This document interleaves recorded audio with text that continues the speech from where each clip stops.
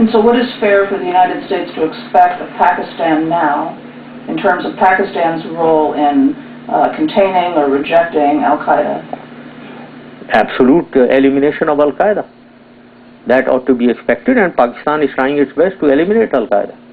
Because they are foreigners and they have no place in Pakistan, and they are the ones who abet in terrorist activities, in suicide bombings in Pakistan. And so we must understand, we are not doing, there is a perception that we are doing, it's on US call that we are doing. We are basically doing all this in the interest of Pakistan itself.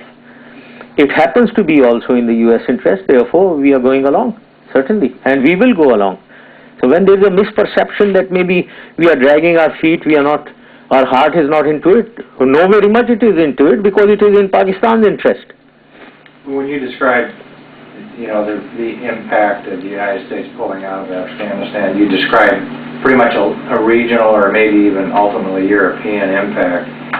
What do you say to the people of the United States is our interest in having our troops in there carrying basically the load of this war? Why should we continue that? Well, you should continue that because it has an effect in the region. As I said, it will destabilize the region, it will destabilize Pakistan, and when it destabilizes Pakistan, it can have very serious results, effects, then the whole region, and then its effects on Europe and United States. As I said, that I am talking of the effect of terrorism extending to Europe and United States. That is your sensitivity. Frankly, I can only contribute through ideas as I am talking to all of you.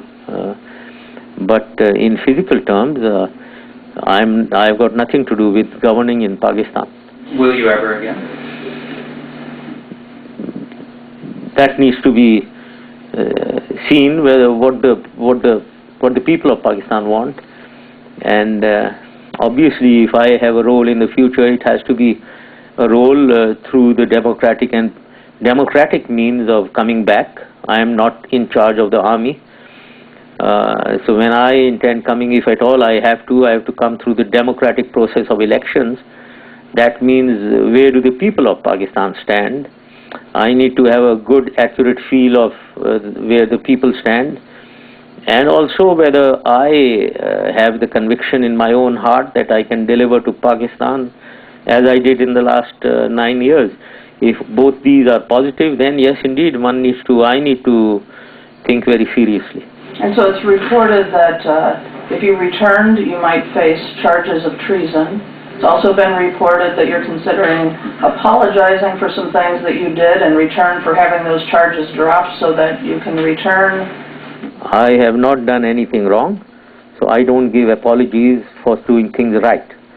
So there is no, I have never said this, that I am going to apologize somewhere. Out of the question, I don't apologize.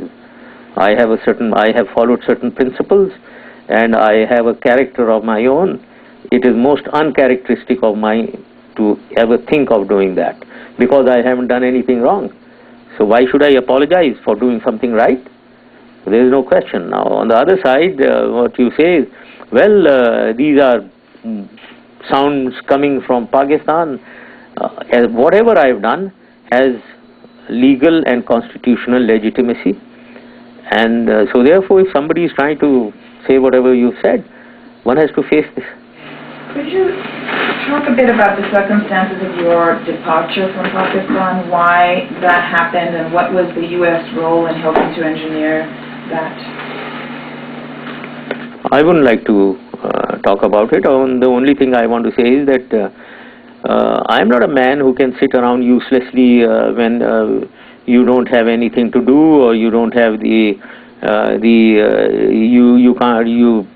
cannot contribute to governance. So basically, that was the main reason. So therefore, I thought, since I can't contribute to Pakistan, what is the point in sitting and being a president who is just a figurehead? Mr. Secretary, would you be able to return to Pakistan if you chose at this time? No, nobody is stopping me from returning. It's my own wish and my own assessment. But are there not charges against you pending?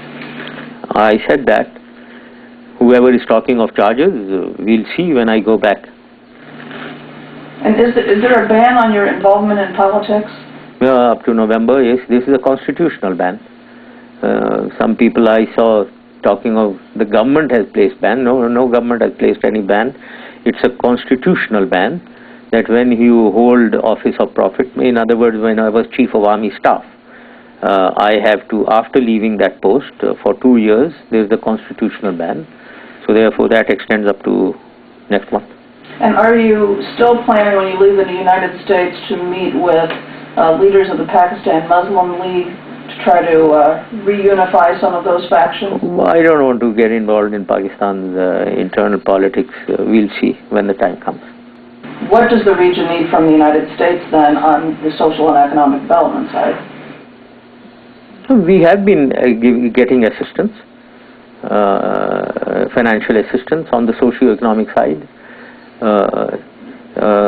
Initially, when we got the much talked about $10 billion, half of it was reimbursement for our services.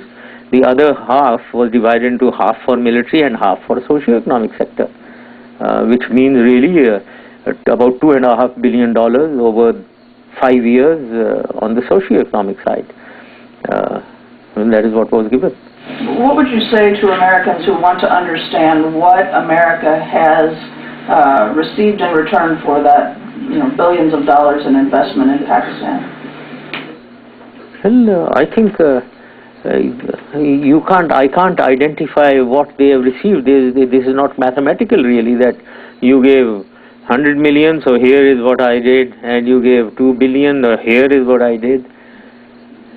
For the amount given, first of all, we ought to understand, in my time, what I am talking of is half the 5 billion which has been given for the purpose of military, half military and half socio-economic.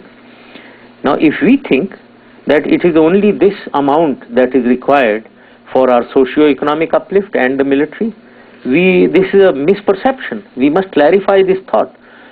$2.5 billion over 5 years for our socio-economic sector is a drop in the total amount that Pakistan allocates for the sector. So please don't think that Pakistan depends only on the $2.5 billion for 5 years that you have given. Even on the military side, when you give $2.5 billion for 5 years, if you think that this is the amount that we use for the military uses 10 times this amount. So you have only assisted in contributing towards what Pakistan military and socio-economic sector is already allocating from its own funds. So please clear this misperception. It appears whenever I give interviews here that the 5 billion given by Pakistan, by United States, is all that Pakistan has. Pakistan is a big country. Pakistan has huge resources. Only for Higher Education Commission in 2007, I allocated 28 billion rupees. Right? So therefore, that is only higher education. Now I'm not talking of literacy, I am not talking of primary, secondary education, I am not talking of technical education, I am not talking of vocational training. All this was given by Pakistan. Your giving of $500 million is in addition to this whole huge reservoir and pool that Pakistan has already given. So please understand, now when you ask me a question, what happened with that 500 million, it assisted in all that I said. On the military side, we use Air Force, we use helicopters, gunships, we use guns, we use infantry and ammunition. I mean, logistic support, ammunition, equipment wear and tear, maintenance of equipment is very, very, very expensive job. And if you think it's only that $500 million of United States that we have used, you are mistaken. It adds to the whole pool that Pakistan is already spending.